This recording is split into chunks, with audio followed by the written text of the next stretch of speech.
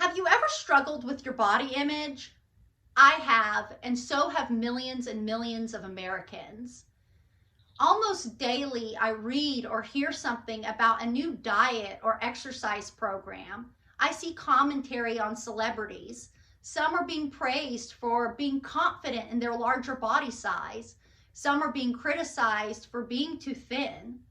With all this obsession about body size and eating, it opens up the door to the topic of eating disorders.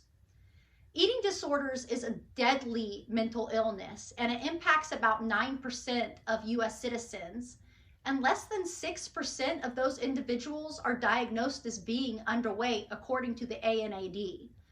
There are multiple types of eating disorders, and not all of them are identifiable as the person being underweight. According to the Mayo Clinic, the most common eating disorder is actually binge eating.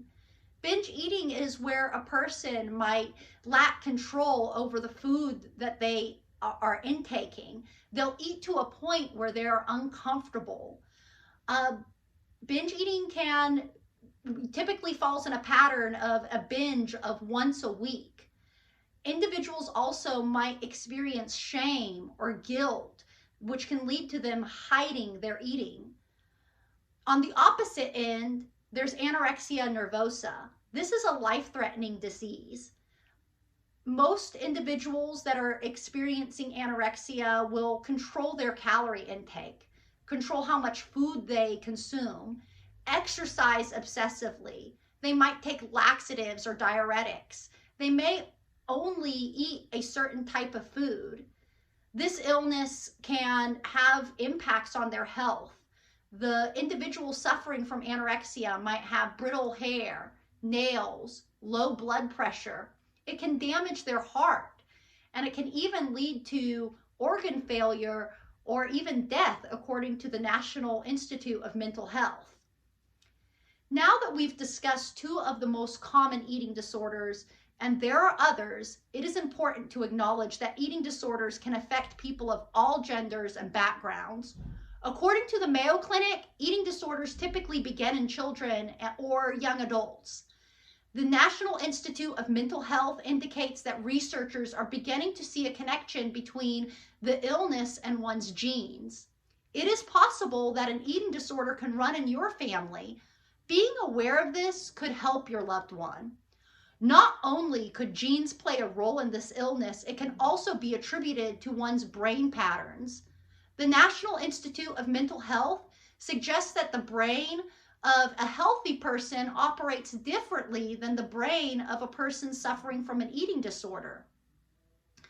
So how can you help a family member or friend who may be suffering from this extremely dangerous illness? What treatment options are available? First and foremost, be empathetic with your loved one and gently encourage them to seek help from a medical professional, as this condition can be both embarrassing and deadly. There are some common treatment methods out there. According to the National Institute of Mental Health, there is family, group, and individual therapy. There's nutritional counseling to help normalize the person's relationship with food and to develop healthy eating patterns. There has been some success with using medications such as antidepressants or mood stabilizers, but keep in mind that every situation is different, so a medical professional would design a plan tailored to that individual's needs. Finally, according to the ANAD, eating disorders are considered one of the deadliest mental illness, second only to opioid overdose. There is one death resulting from an eating disorder every 52 minutes, and 27% of individuals suffering from an eating disorder attempt suicide.